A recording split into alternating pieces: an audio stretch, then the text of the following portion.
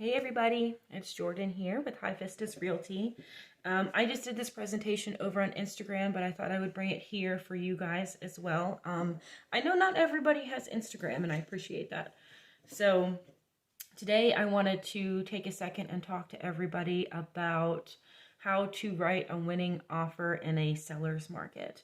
So there are, as everybody knows, we've been in an insane seller's market where everything's going over asking and getting sold in a day and a half.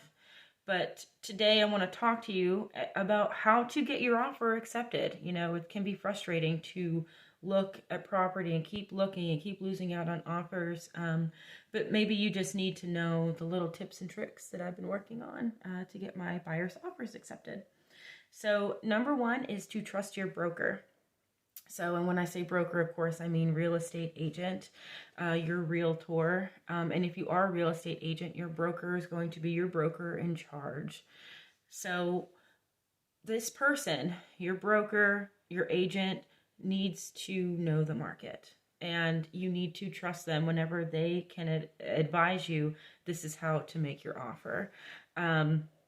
A lot of tactics right now may seem crazy and out of whack, but for sure they work. And if you're not willing to kind of open your mind and see that there are other ways to have your offer accepted besides, just offering at list price, maybe it's not the right market, for you to be in right now. And you just take a step back and wait for it to cool down a bit.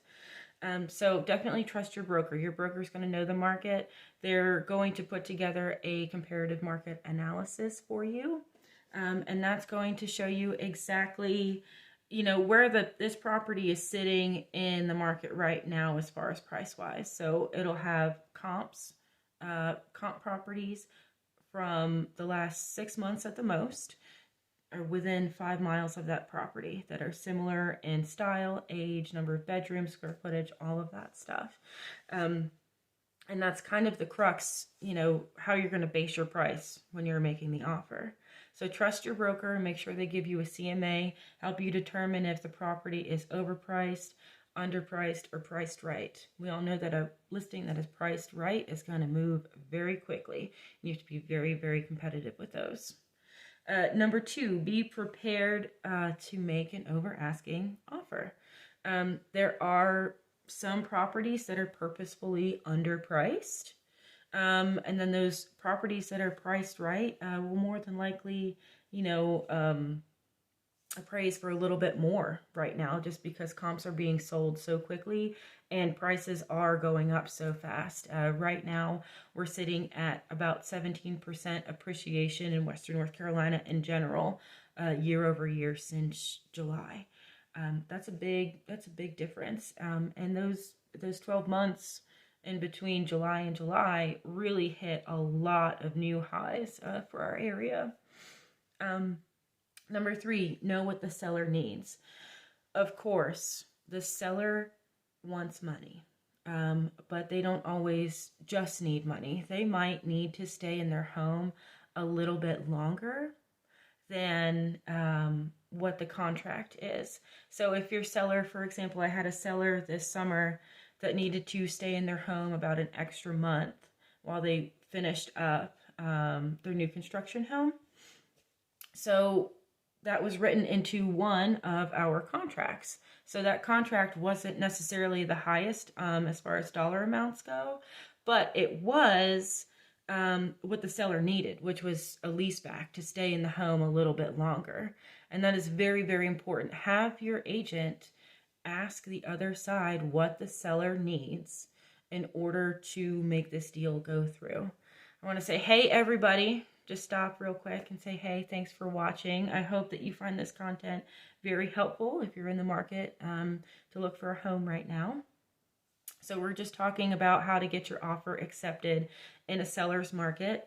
So far we've gone through being able to trust your broker, be prepared to submit a bid that is over the asking price, and three, know what the seller needs. And the seller doesn't always need just money.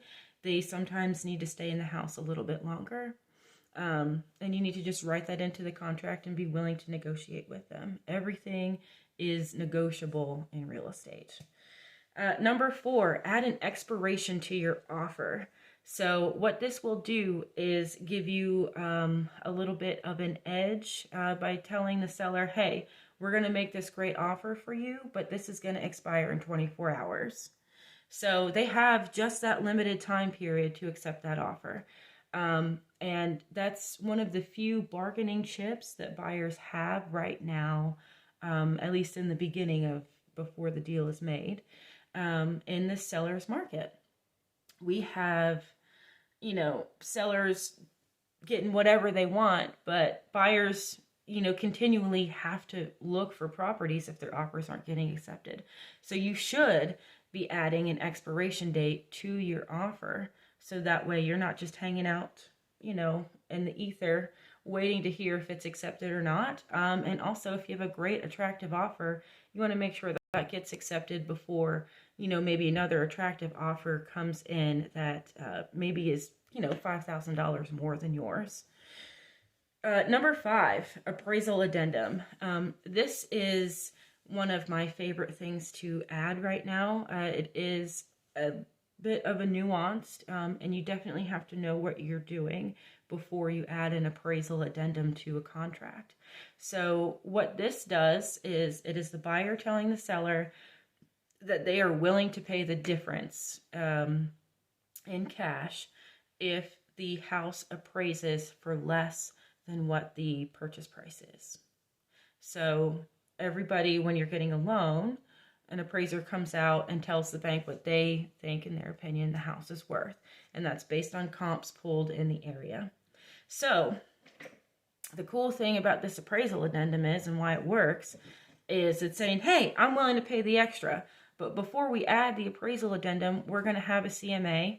We're going to know what an appropriate price to offer for this property is. And we're going to know approximately, what the appraiser is going to appraise the home for. So you should be able to comfortably add an appraisal addendum if you know that your offer price isn't out of control and isn't ridiculous. And it honestly, psychologically helps the seller see, okay, these people are very serious about purchasing this house. Now, I say that, but you also need to make sure that if you add the appraisal addendum, that you do have the cash, worst case scenario, to put down, just in case it doesn't appraise for some reason. An appraisal is just somebody's opinion of the price of the property, and your lender will generally work with you to find out, what happened there, what the differences are between, what your agent believes the price is, the listing agent, the buyer's agent, and the appraiser. So that's the only caveat to that, is make sure that worst case scenario, you have some extra cash to put down if you agree to waive the appraisal. Number 6 is the escalation clause. Now, this is a little bit controversial right now.